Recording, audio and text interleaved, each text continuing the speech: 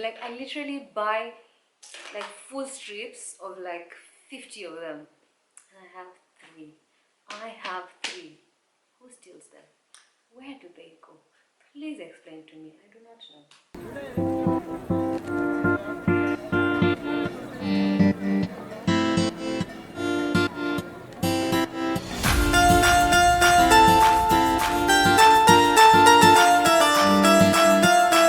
Hey! How you guys doing? Thank you so much for tuning in. Well, you guys are not playing. You're not here to play. Muko serious? Huh? I've been feeling the love, appreciations, y'all. Thank you so much for the love. Thank you so much for subscribing and for just spreading the word. I feel super motivated. I didn't want to wait till next Tuesday to drop one on you guys. Yeah, so thanks so much for the push and let's get to it.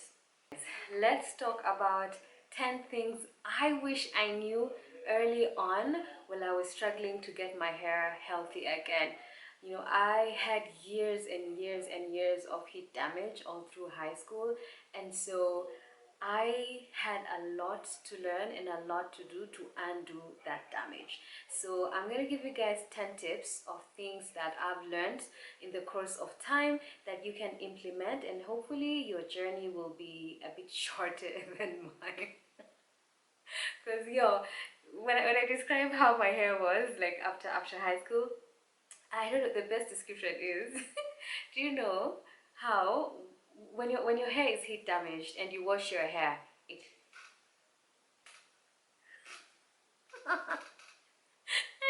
I like literally that's how the hair is, like it's limp, it's dead.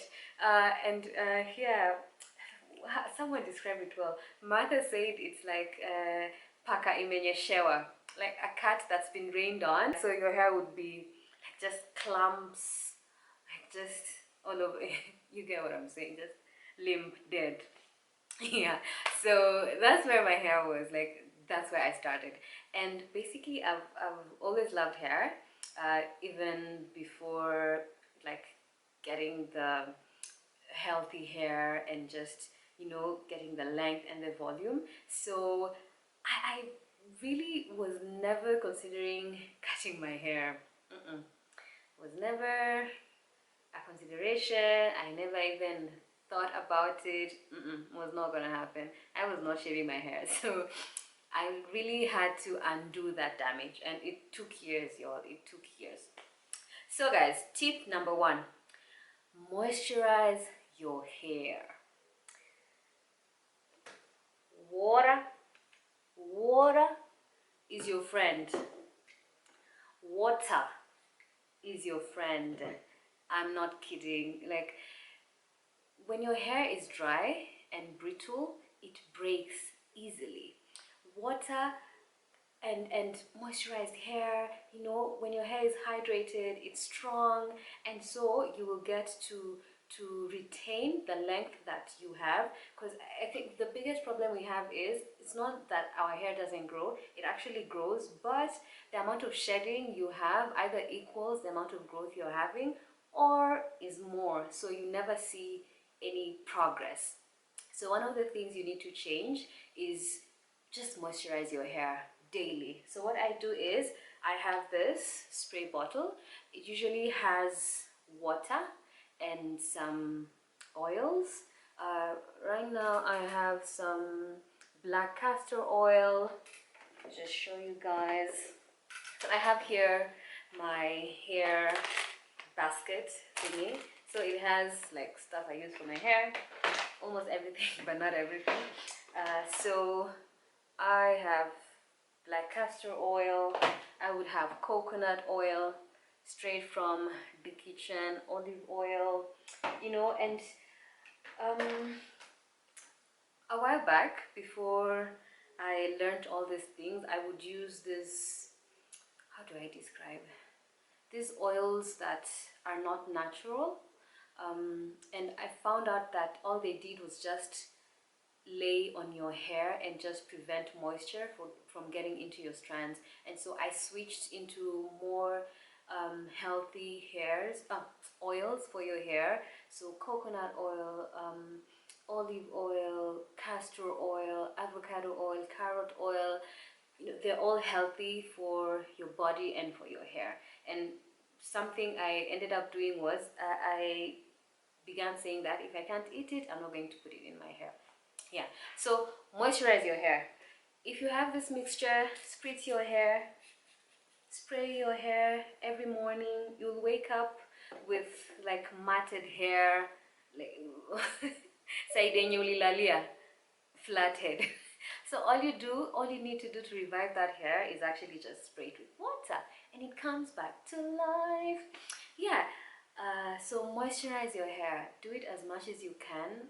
Just spray your hair with water every day if you can, every morning when you wake up, and that will be amazing. Okay, number 2, low manipulation. Y'all have to stop combing your hair. I don't know who told us that we need our hair to be combed. You comb your hair in a katika, like it sheds, y'all, it sheds. Like the less you comb it, the more you're giving it more chances to grow and to not shed the little length that is there. So the biggest mistake that I did was I literally went like a month and a half, or even 2 months without combing my hair. I would sit down for like 3 hours, 4 hours, untangling my hair. It was no joke. Like, shout out to my girl Pam, who was my roommate in uni, because I would tell her, never let me do this again. If you see if you see me go a month without detangling my hair, kick me, remind me of this struggle. Yo guys, don't be like B, please.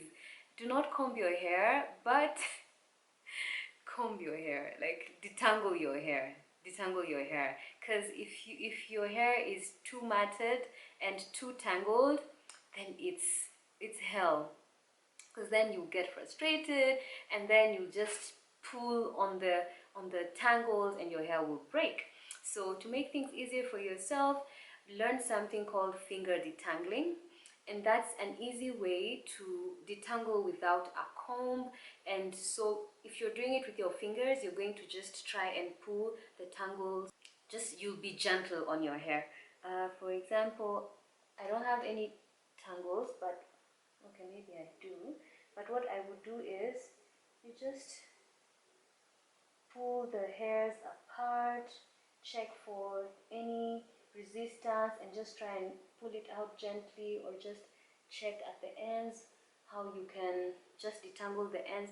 Like, you'll just know what to do if you're doing it with your fingers, because if you go straight in with a comb, then like the comb will just go through and break your hair. Another thing I use is a wide tooth comb. Don't use very thin toothed combs, because they will, they will pull on your hair too much and your hair will break. So these ones are easier to detangle, because then they will not break your hair. Yeah, so invest in one.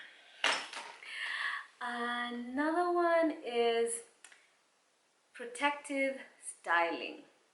Very, very, very important. Very important.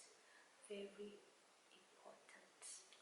So, protective styling can be in different ways. Part of the low manipulation styles you can use basically to just keep your hair at a place where you don't need to style it every day are things like bantu knots, twist outs, flat twist outs, roll outs, all these things that will keep your hair in a style that you like for like a week or two. Then you won't be bothered to need to comb your hair every day or style it every day. And what I would do is I would put bantu knots or braid outs or twist outs, and then just on the first day or two I would just leave it down. Then once the curls loosen up, I would just do high puffs like what I have right now, or just tie a scarf or a turban, whatever works, just as long as I'm not constantly up there in my hair. Okay, another way of protective styling is what we usually do. So you'd either braid your hair or just put on a style that tucks your hair away. So one caution on this is you will find that a lot of these styles are hard on your hair, especially the hairline.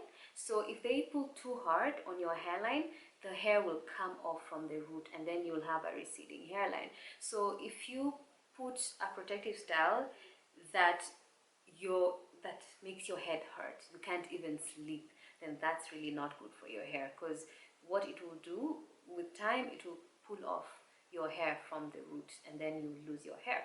So be careful. Also, another tip I would give you is, if you're going to put a protective style, let's say you're going to braid your hair, do a deep moisturizing treatment before, just because your hair will be tucked away for a long time, and so you will not be able to go in and moisturize it, let's say daily or weekly, as you choose to have your wash routine. So if you if you deep condition your hair or deep treat your hair, then your hair will be fully hydrated, fully moisturized for a while. And also, don't be scared to go in there with your spray bottle, even if you have braids or whatever hairstyle you have. Just get in as much moisture as you can. Another tip is, when you take out your protective styles, it's very important to detangle your hair in the right way. Mostly you will find that your hair, your protective style has come up. If you had braids, you would find like this growth that you can be able to see. So proof, your hair does grow, but then we lose the growth because of how we detangle. So tips is, as you undo your hair, apply conditioner and then finger detangle with your finger. This ensures that you're not getting a lot of breakage, because the conditioner will give your hair sleep, and so it will be easy to break apart the tangles, and then you'll be able to retain some of the length that that you have. Also, very important to note that our hair does shed naturally. You lose a few hairs a day, so it's okay to lose some hair as you wash or as you comb your hair or as you detangle, but then there's an amount that is unhealthy. That is a sign that your hair needs TLC, tender loving care. Yeah, so beware of protective styling. Make sure you do it right, and then you will see the results. All right, number 4, low heat manipulation. Heat is not your friend, my sister and my brother. So what heat does, naturally, it will suck out the moisture from your hair. Then you're back to having dry, brittle hair. So also what heat does is it damages the keratin on your hair strands, and this is the protective protein of your hair. It also damages the cuticle and leaves your hair exposed. So your hair will break and it will weaken. So you will not see any length. You don't have to blow dry your hair. You don't have to flat iron your hair every week or every month. So best thing to do is lay off the heat. I personally straighten my hair like twice a year at the most, and that's when I do my length check, because I'm always curious, where am I? Yeah, and there are some measures you can take. There are some heat protectors you can put on your hair as they blow dry your hair. Also, like preparing your hair for the process, deep treatment, just making sure that your hair is healthy by the time you're going for the heating or the flat ironing or the blow drying. Yeah, and it will go a long way to just make sure that your hair is healthy, even if you need to straighten it at some point. Yeah, so beware of the heat. Okay, number 5. Establish a wash routine. So this is what I mean. How you wash your hair is very important and goes a long way to ensuring that your hair is healthy. So depending on what you put on your hair, most of the time you'll find that there's a lot of product buildup on your hair. And so how you shampoo, shampoos, how they're made, they will strip your hair of all the product buildup, but also they'll strip you of the good oils, the healthy oils that your scalp is producing. So some things you can do is pre-poo. What pre-pooing is like what you do pre-shampooing. That's like preparing your hair for this stripping that's coming. So it's like pre-moisturizing your hair before you go in there with your shampoos. You can invest in sulfate-free shampoos. These sulfates are very hard on your hair and sometimes they can damage your hair. So it's very important to just use the right shampoo and use it in the right way. And so pre-poo will also make it easier for you to detangle your hair, and so it will just make the whole wash routine go smoother. Another thing that you can consider is co-washing, and co-washing is short for conditioner washing. So washing your hair with just conditioner and cleansing conditioners, not with shampoos, so that you eliminate the harshness of the shampoos but still get your clean hair. Something else you can do is have cleansers. For example, use apple cider vinegar rinse in your hair as a cleanser, and using bentonite clay. If you mix it with apple cider vinegar, it goes a long way to just strip your hair from the bad chemicals. And it's all science, you guys, it's all science. Just cleanse your scalp. Like the times I've used bentonite clay, my hair has gotten so clean, you would not believe that I did not use shampoo, you know. And so it's a healthy way minus the harshness of shampoos. So be careful of how you wash your hair. Make sure you do it the right way. Also, key thing is, do not comb your hair in the shower or as you wash your hair. When your hair is dripping wet, it's actually weak. So if you try and comb it in the shower, you will notice that you will shed a lot of hair. You'd rather comb your hair as it's damp, like it's not dripping wet. You've actually taken out most of the water, and so yeah, it will be better. Short break here, you guys, just to say, just go to the chat and let me know which of these things you'd want me to try out and demonstrate on video. Maybe we can do that together and just share the results. I would love to hear from you guys, so let me know and we can try something together, or if there's any topic you want me to go deeper in, yeah, so that we can learn together and explore. Awesome. Stay tuned, make sure you subscribe and share with your friends for more of this later.